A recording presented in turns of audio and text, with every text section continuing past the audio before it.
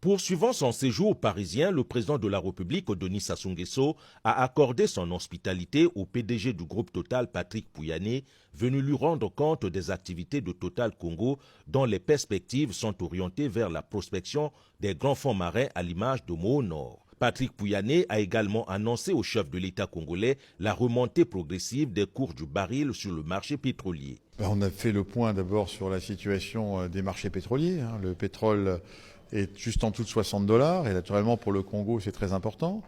On a aussi fait le point sur notre production au Congo. Total produit plus de 200 000 barils par jour, donc 60% de la production du Congo, ça fonctionne bien. Donc ça c'est des bonnes nouvelles. Et puis bien sûr on a parlé de comment on pourra préparer le futur et Total souhaite bien évidemment continuer notamment à explorer au Congo. Donc on a des discussions en cours avec le gouvernement pour avoir de nouveaux permis d'exploration.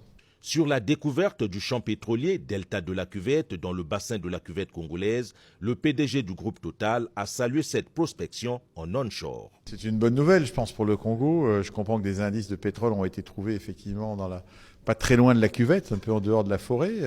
C'est un sujet qui était très cher à Monsieur le Président de la République du Congo, qui nous en a parlé. On a regardé, on a demandé voir si on pouvait travailler sur une zone.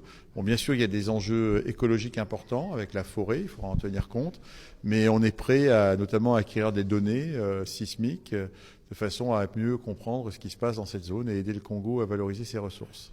Au moment où Total s'apprête à célébrer le cinquantenaire de sa présence au Congo, son PDG a remis au président Denis Sassou Nguesso une paire de manchettes commémoratives de ce jubilé d'or.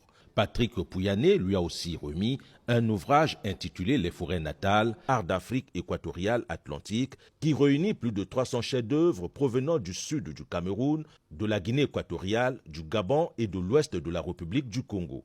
Un livre qui propose un parcours nord-sud à travers l'histoire des populations de la région, notamment les Fon, les Kota, les Punu, les Tchongo et bien d'autres peuples.